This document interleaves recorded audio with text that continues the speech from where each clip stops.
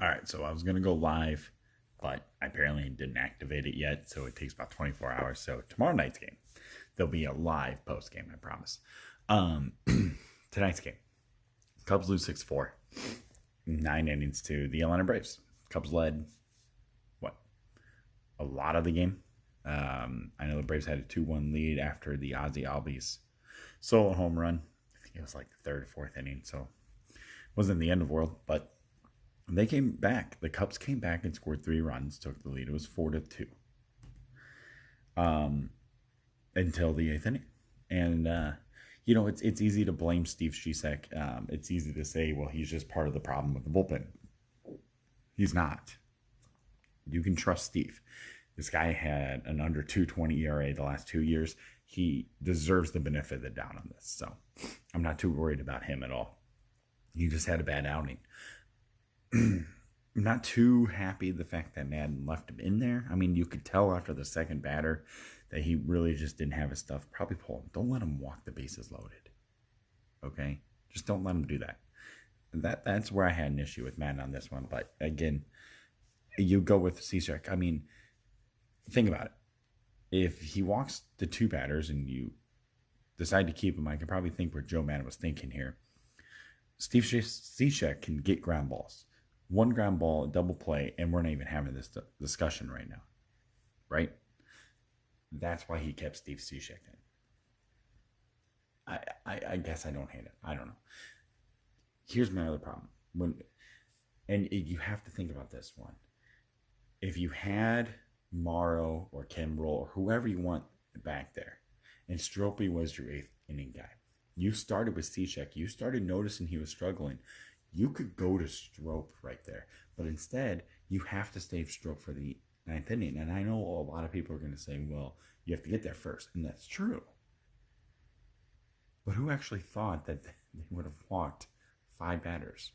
Who would have thought, right? I mean, Rosario is a great pitcher for Iowa. What can I say? Nice guy, but the guy needs to go back to Iowa. Brad Bach, I don't know. I just don't. We'll see what happens with him. I'm intrigued. I'm also. Chewing me, Smalls. It's very interesting that we did not see Carl Edwards Jr. there instead of Randy Rosario. I didn't fully understand that. I thought Carl looked really good in his last outing, the first game against Atlanta. We had an off day. I would have liked to seen Carl there. I think it would have been a very big confidence boost if he could have gotten in there and gotten the batters out. Gotten at least Camargo. I can't say his name. You know what I'm talking about. For the Braves out in that situation instead of him hitting a double off of Rosario. That was the only pitch. Rosario pitched. No, 2 pitches. Sorry, 2 pitches for Rosario. So I would have liked to seen Carl Edwards Jr. there instead of Randy, but I don't make the millions to be the manager, right? None of us do.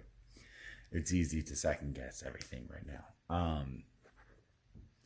I think eventually the bullpen will work itself out, especially once Brandon Morrow gets there. The question is how much trouble are we going to be in if to even get to that point? Does Theo even let that happen? Does Ricketts let that happen? I don't know. It's a lot of questions to be answered that I don't know if we'll ever get the answers to. So we'll see. What you can do, though, is it's simple. You dust yourself off. You wake up tomorrow morning. You get dressed. You head to the ballpark. And you forget about what just happened. Yu Darvish is on the mound. He needs to have a better game. I think he will. He's outside of Texas. It was a very emotional start for him. I think he bounces back. I just do. I think we're going to see big things from Yu Darvish this year, and it starts tomorrow. So if he can go 7, right? 7, then you can go Kinsler or Edwards, and then you can go Strop. You feel a little bit better then. Offense is, I'm not worried. I think they're averaging about 6 runs a game right now. I'm not worried about the offense the slightest. They know they have to score runs tomorrow. And I think they come out swinging. And I think they do. And if you can pull this one out, take a game of this series, go into Milwaukee for the weekend, and take 2 out of 3. Then you go home for your home opener. It sounds so simple, doesn't it? It really does. But we'll see what happens. Anyway, guys, that's it for me tonight. I'm out of beer. That's empty.